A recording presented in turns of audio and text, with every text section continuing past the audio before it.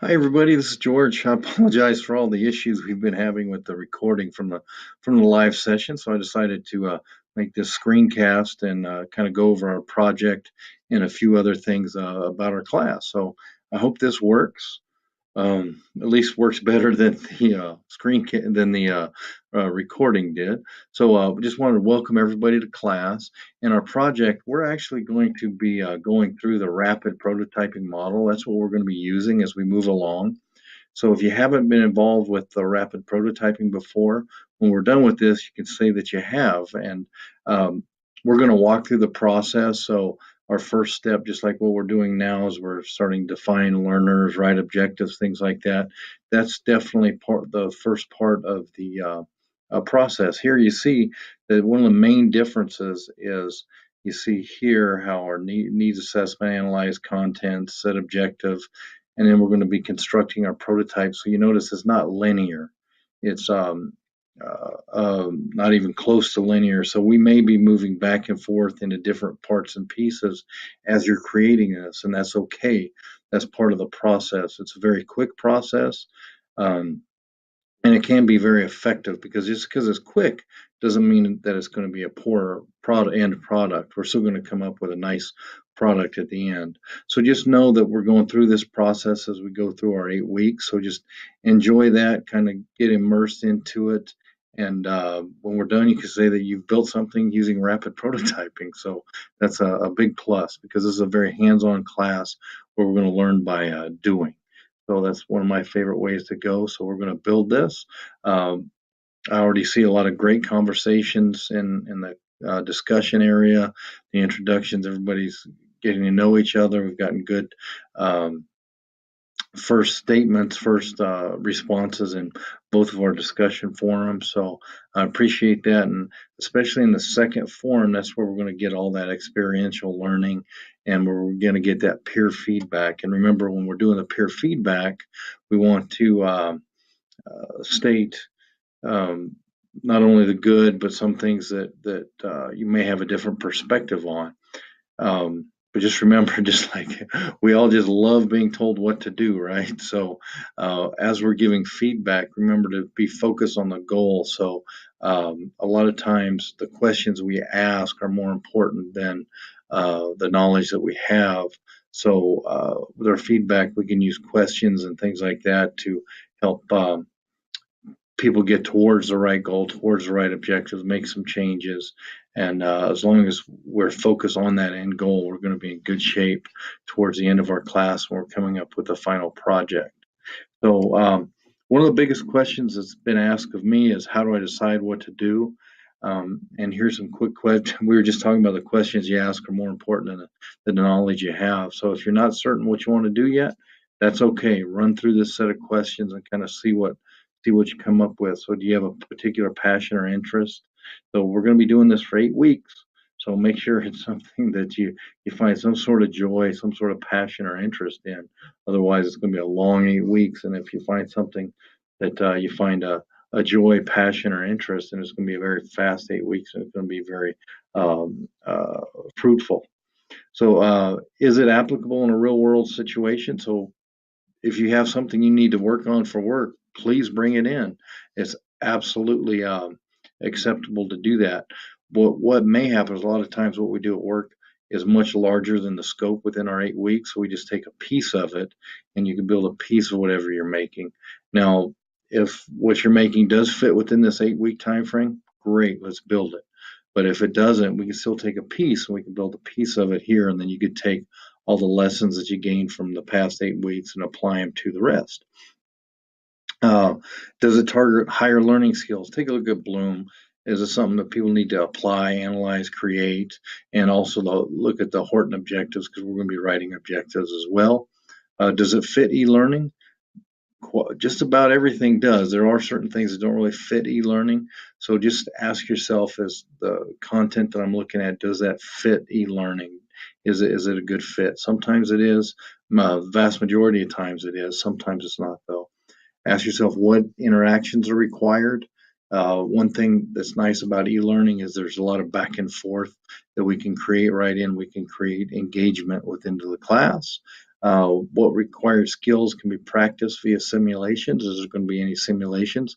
Zoya, if I can use your project as an example, it has to do with the library and looking up articles, I believe. Please let me know if I'm incorrect with this, but that's a great opportunity to use a simulation because you want people to be able to do something so they can practice. So it's a great opportunity to practice. So that's just one of many examples that we could probably choose from by the time we're done with our 8 weeks. And then let's go ahead and jump in and let's take a look at what is a project. Well, the project is going to be in 3 parts. We're going to have the proposal, the paper prototype, and then we're going to have the final report and the digital prototype. So right now, let's just focus on the part 1, the e-learning proposal. Once we're done with that, then we're going to focus on part 2, then we'll focus on part 3. So it can be quite a bit if you look at the whole chunk. So we're just going to take it one piece at a time. And if you look right here, submitted in 3 parts, our part 1 project proposal, it's outlined right here, overview of assignment. You're going to look at 3 things. You're going to describe your project and all that good stuff. What I like best about these directions is right here, and I have it open down here, we have headers that you can already use and has basic information that's needed underneath that. So you're going to give an overview of it. You're going to talk about the project, the subject, and the scope. Scope's important here because, like what we were talking before, we have 8 weeks to do this, and it's going to be interactive, and we're going to have a good time building it, trying some different tools, things like that. So make sure it fits within that 8 weeks. So if you have a large project, just take a piece of it. So let's say you choose something from work and it's a large project.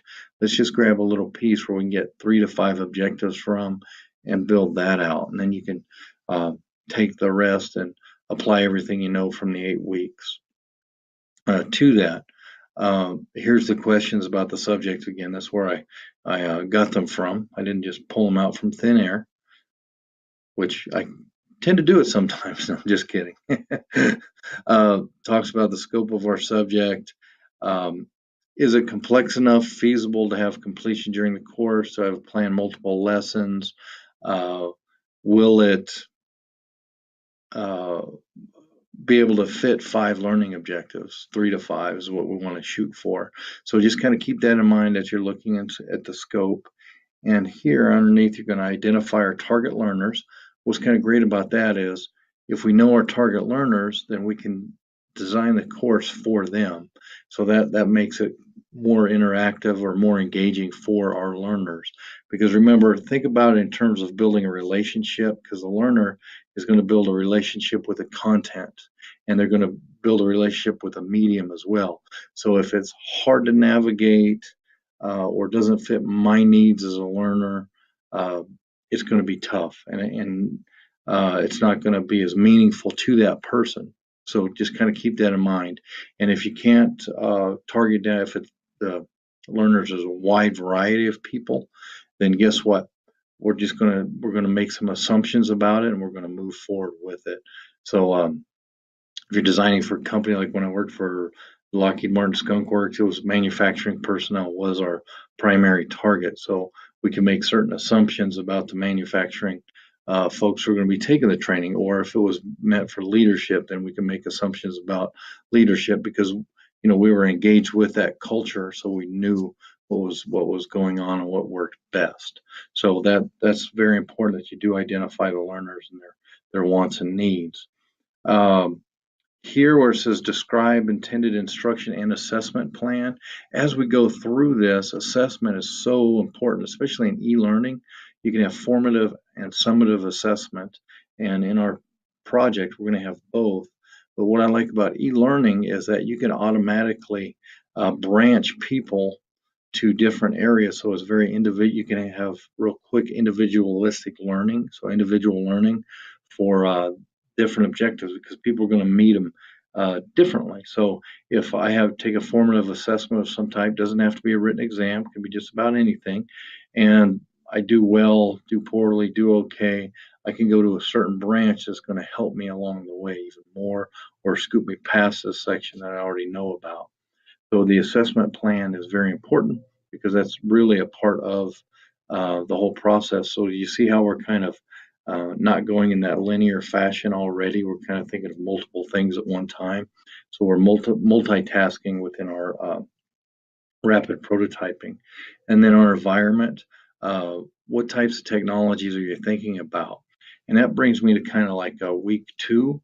Next week, what I'd like to do is on a Tuesday, I'm thinking if anybody would like to present any tools that they really enjoy, I'm going to have an hour session that's completely optional, of course, but people can show their tools. I'm going to show a couple tools that I like. So if you would like to present at that time, send me an email and just tell me what sort of tool you'd like to use. It'll take 5-10 minutes. Boom, we'll show that tool and we'll talk about what it's good for, how it works in the environment, things like that. So I think that'll be helpful to just kind of show off different methods and perspectives on how to use these tools as well. So if anybody wants to volunteer, please do, because I know we have a lot of experts out there. List learning objectives. Learning objectives are so important because how do we know when we've hit the target if we don't have a learning objective? We don't. We need to know where we're going, what we're doing, and how we're going to get there. So here it tells you exactly what we expect. Mager and Horton guidelines for writing objectives are fantastic. I kind of grew up with Mager and using those types of objectives, so they're very helpful, especially with e-learning, believe it or not, even though they were the theory and the process began many years before e-learning. It fits e-learning perfectly. So what's expected of the performance, criteria, condition in the objective, who are the learners, what's the situation they're in, what actions will they perform, and what's their success criteria. So already looking back at assessment again. And then how are you going to measure it? And how do you know when they've mastered the objective? And are there any prerequisites? And of course, do I have 5 or more learning objectives? Remember, let's shoot for 3 to 5 instead of more than 5. And this initial paper is going to be 2 to 3 pages in length. All of it's one Word document. You can use all of these fantastic headers.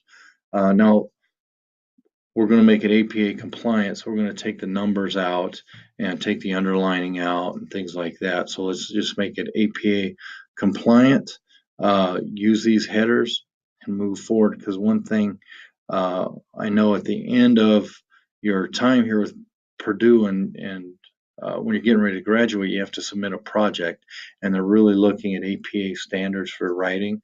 So we're going to really go through that, and we're going to make sure by the time we're done, our project and everything is written well in APA standards. I can help quite a bit with that. Even though I'm not the greatest writer in the world, I do have a lot of experience with APA, so I can help quite a bit with that. And so some of the feedback, even though if you don't see points reduced for the papers you turn in, I may have some guidance or some feedback for APA style, some things that might make it read better, because believe it or not, APA is mechanics, but it's also your style of writing. So we'll go through that as I'm giving feedback and things like that. But so please don't feel intimidated about APA style. It's something that we're just going to talk through the next 8 weeks and make sure that when you submit this sort of stuff for your final project for graduation, it'll go through and you won't have any issues. So I'm easy to get a hold of, 760-912-9242. If you'd like to text me, you can always email or put a comment in the Ask the Instructor forum. I think it's a peer and instructor forum. Please feel free to give me a message there, message on my phone, whatever you'd like to do.